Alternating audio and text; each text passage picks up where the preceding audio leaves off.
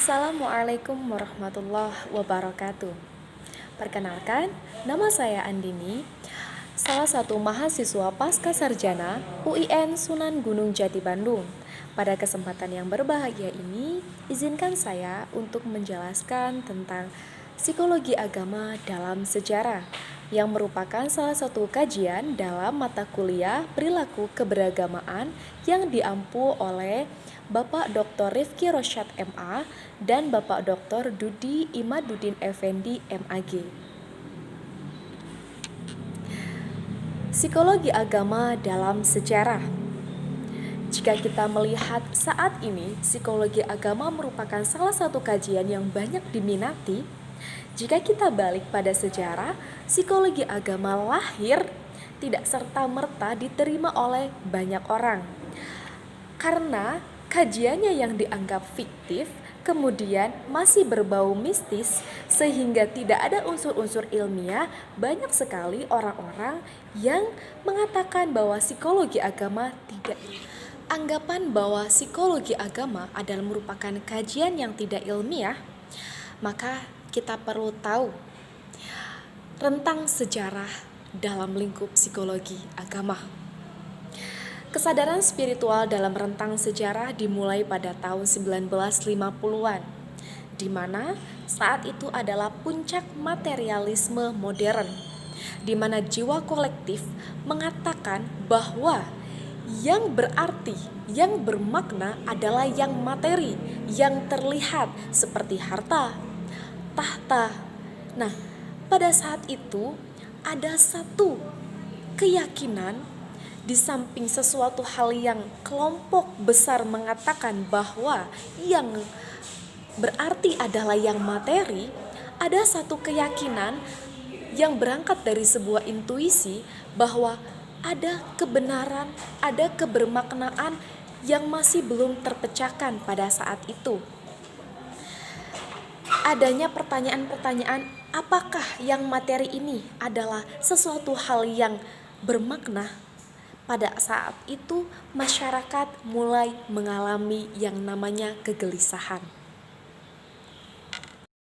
Kemudian pada tahun 1960-an munculnya banyak gerakan reformasi dalam meningkatkan inisiatif dalam bidang hukum untuk menuntut kesetaraan gender.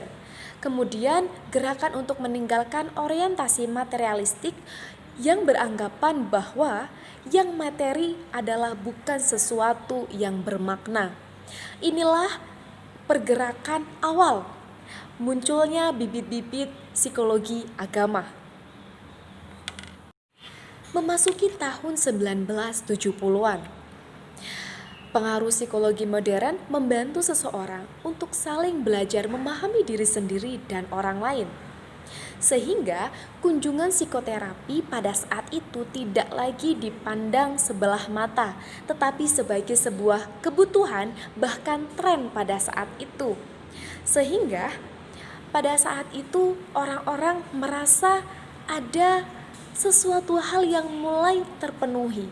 Akan tetapi pada akhir 70-an, psikoterapi menyadarkan banyak orang bahwa kegelisahan, kehampaan yang dirasakan tidak selesai hanya dengan psikoterapi.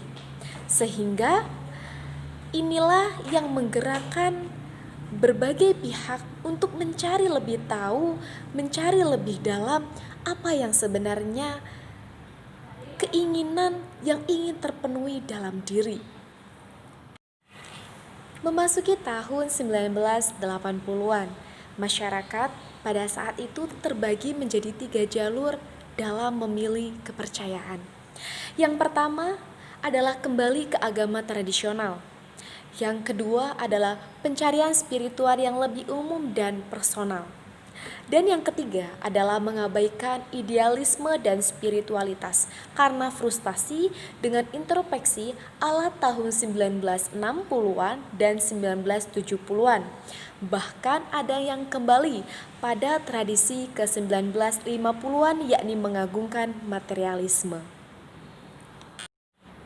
Memasuki tahun 1990-an, tahun ini menjadi tahun yang penting, Jika intuisi pada tahun 1960-an kita benar dan kita sebenarnya mampu menjalani hidup yang lebih utuh, maka kita perlu meninggalkan intelektual dan mencari pengalaman yang sesungguhnya.